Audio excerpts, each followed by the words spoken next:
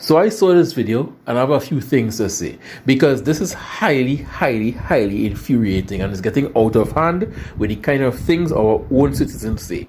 Let the backdrop to this be Jamaica. We are all familiar with the island of Jamaica because they are beating us in almost everything possible. Jamaica have something called Jamaican pride.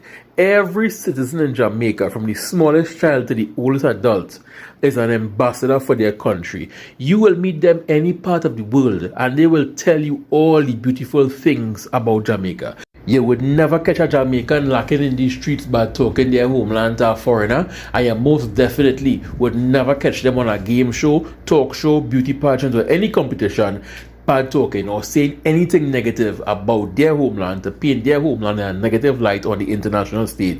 Keep that in mind while you are watching this clip here. Now to Trinidad and Tobago. Hi everyone, hola todo. In my country, thousands of children live in poverty. Little girls sleep on the cold ground in makeshift homes. They have no access to running water, electricity. They cannot attend school.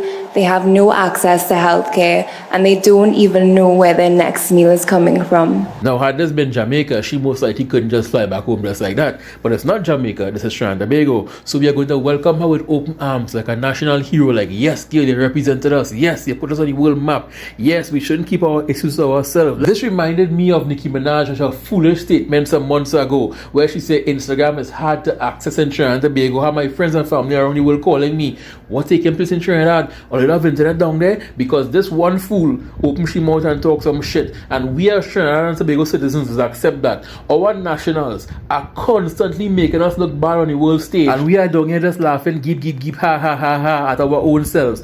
Let me tell you why foolish people like these here are enemy of the state. As far as I'm concerned, their passport should be revoked and cast them out in the sea. Let me give you an example. That's one of the many examples I can give as to why people like these are unpatriotic.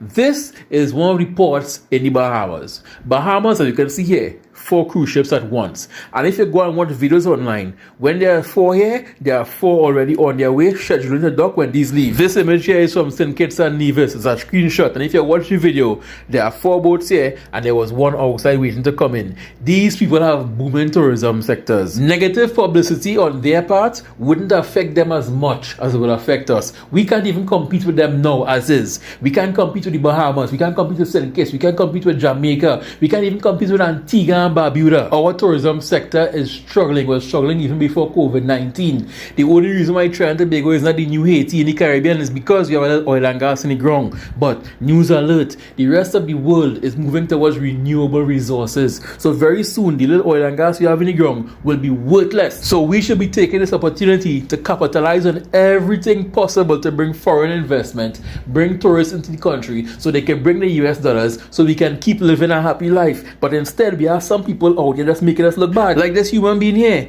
At no point in time, while you and the PR team were sitting in a room discussing the way forward, did nobody say to themselves, we shouldn't be using Trinidad and Tobago as a scapegoat to get sympathy from the judges. Even if some of the other contestants would have been speaking about the issues in their country, Trinidad and Tobago is a struggling economy. We have a struggling tourism sector as is. We cannot take the negative press on the chest the same way other countries would be able to and survive. For example, just one more to drive the point home. This is the USA. The USA is allowed to have terrorist attacks anytime they want, and still people will line up at their various embassies to get visas to go into the USA. Meanwhile, one bad thing happened in Trinidad and Tobago, and every country sending out bulletins. Hey, Trinidad and Tobago is a red zone. Don't go down there. Get them a break this year. And then some family who was planning a cruise to come to Trinidad, like, nah, but we hear bad things about them. We will go there this year. We will go to Bahamas, and we lost us on that money. One day oil will run out, One day oil will run out. I ain't gonna say no more on this topic. I will drop this topic for now.